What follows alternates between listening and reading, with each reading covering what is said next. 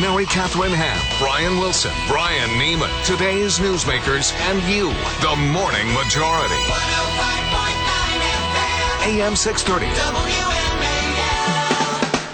8:07 on the Morning Majority. As you know, this is Caucus Day in Iowa. We've been talking about it endlessly for months. The day has arrived, and we thought it'd be good to get the lay of the land in Iowa by talking to Representative Steve King, a Republican from Iowa, a good friend of this program, who made a little news in his own right yesterday when he announced that he would not endorse a candidate. Congressman, good to have you on with the Morning Majority. So good morning, Brian, and Mary Catherine. So how come you decided not to endorse someone? Why did you decide to sort of stay out of it? You know, I really did struggle with this. I had planned to make an endorsement all along. I endorsed 4 years ago, and I've had this wonderful, extraordinary access to the presidential candidates. And one of the downsides of that is that a lot of them were friends going in, and there's hopefully stronger friends coming out of this.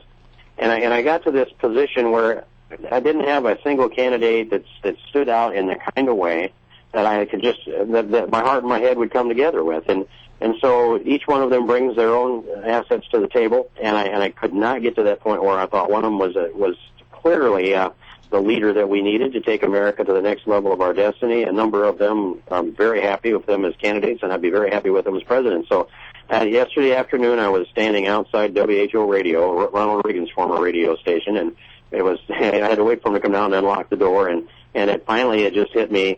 This is not coming together, and nothing can happen in the next day and a half that is going to change that. And so I thought I needed to do. I needed to just tell people, I can't get there. What I hear in this, and correct me if I'm wrong, is what I hear from a lot of voters. That, you know, there's some okay people there, but nothing that just sort of makes you excited. Well, what's missing for me, and I've said this for some time, and Jim DeMint and I had an article that was posted in the Des Moines Register several days ago. I laid it out, and Jim put some excellent points into it, and we joined together in the article. But I'm missing a couple of things, and one is I don't think any of these candidates have adequately articulated the financial debacle that we're in and the political configuration of it when you see that the will does not exist in the United States Congress to fix this problem. The president is exacerbating the problem. We need a president who has identified our economic problem and given us a plan that we can see on how we're going to fix it and what would be the first date that we would pay off the first net dollar on our national debt. That's component one that's a trouble for me.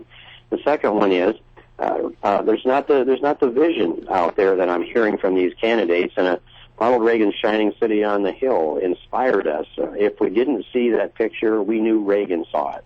I'm not hearing that from a candidate that they see the picture of what America needs to be a generation from now. If I find one of those two components in there, I'm a fair taxer, and that's not even in the debate. So I'd like to paint a picture for this country. I'd like to see a president do that. And maybe we'll get there, but it's a longer process to the nomination than just Iowa, and I'm hopeful that we can still hammer out some of these important principles and nominate a candidate that can really be a destiny president. We need a destiny president at this point in our history. Well, Congressman, it sounds like a lot of Iowans are in a similar boat with you, despite Iowa being landlocked. And so what I want to know is some 40% have said that they think they're undecided. They could change their minds before tonight. There's been some speculation about how many of them really are undecided, or maybe they just don't want to tell a pollster what they really think. What's your sense of that on the ground? Are people 40% genuinely saying, I'm not really sure? I think so, and the numbers might be even a little higher than that. When you put those add the soft support to those that are clearly undecided, I think that number comes to over 40%, or it did a couple of days ago. And I'm not seeing that it's really solidifying. People are moving behind candidates, and I'm catching emails from friends that are making their decisions. So I know that the decisions are falling in place, and people that were undecided a day or two ago may have decided they're going to go and give a speech on the behalf of a candidate. But there will be many that make up their mind right there at the caucus at one of the 1,774 locations.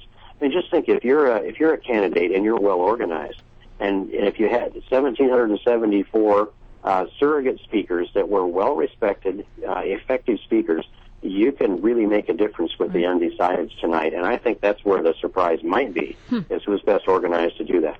You were critical of Speaker John Boehner the other day, disappointed in his leadership. Can you expand on that, please?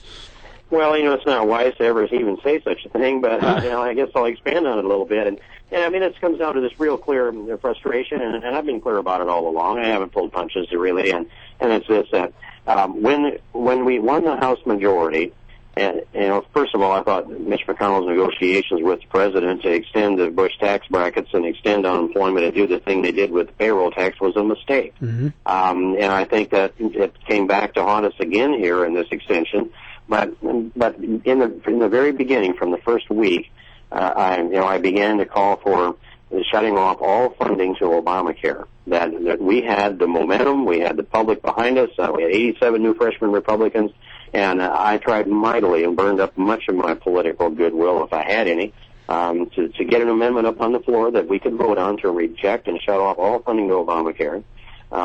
They blocked my amendment by using a procedural excuse that has since been violated by the very people that blocked it.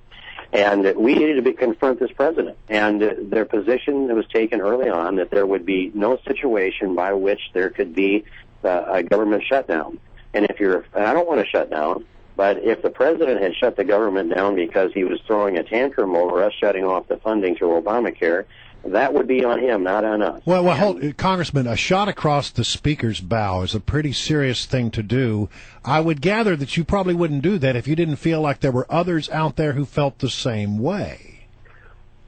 Well, I'd like to think I'm an independent thinker, but, there's some of that out there, and I just think that we needed to draw that line, and now here we are. Whatever the president's willing to fight for, the president will get. And we've got another year of this. And it's going to be hard to make the argument to the American people. It's going to be hard to keep our energy up. It's going to be hard to keep our base there. Let's for what we believe in. I hate to interrupt you, but I mean, this is pretty big stuff here, and I just got to pin you down on it. Are you suggesting that there might be a challenge to the Speaker and that Eric Cantor might become Speaker of the House?